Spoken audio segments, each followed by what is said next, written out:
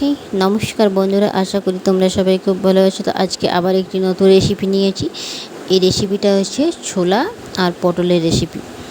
তো রেসিপিটা খুবই টেস্টি লাগে খেতে। তো চলো তোমরাকে আমি দেখিয়ে দিই যে এটা আমি কিভাবে বানাচ্ছি।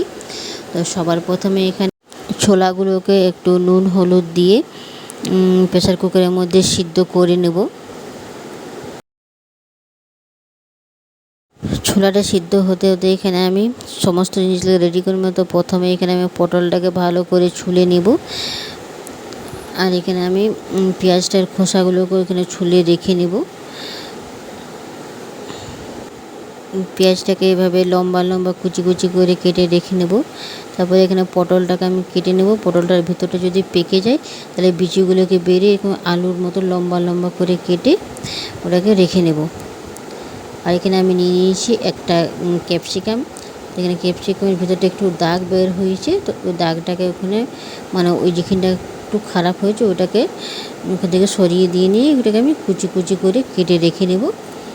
আর কড়াইটা যখন গরম হয়ে যাবে তখন এখানে আমি অল্প পরিমাণে সরিষার তেল আর এখানে দিয়ে দেবো জিরা ফোড়ন। জিরা ফোড়নটা যখন হয়ে আসবে তখন এখানে দিয়ে দেবো ক্যাপসিকামটা যখন অল্প পরিমাণে ভাজা হয়ে যাবে তখন এখানে দিয়ে দেবো কেটে রাখা পেঁয়াজটাও যখন ভালো মতন করে ভাজা হয়ে যাবে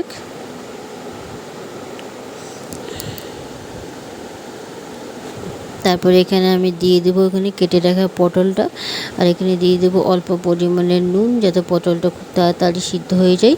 তো এখানে এভাবে আমি নাড়াচাড়া করে করে এখানে আমি ঢাকা দিয়ে দিয়ে পটলটাকে ভালোভাবে সিদ্ধ করে নেবো। ভেজে ভেজে কোনো রকমের জলের ব্যবহার করিনি আমি, দেখতে পাচ্ছ।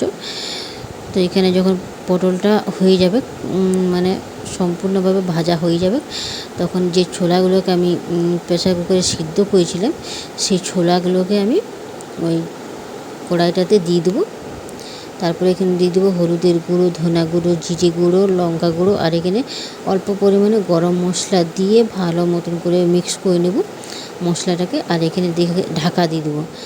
ঢাকা দিয়ে দিয়ে মশলাটাকে 5 থেকে 7-8 মিনিটের মতন আমি এখানে মশলাটাকে ভালোভাবে কষিয়ে নেব যাতে মশলাটার গন্ধটা বের হয়ে যায়। বাস আমার রেডি হয়ে যাবে আজকের এই রেসিপিটা। তো তোমাদের যদি ভালো লেগে থাকে অবশ্যই লাইক কমেন্ট সাবস্ক্রাইব করে দিবে।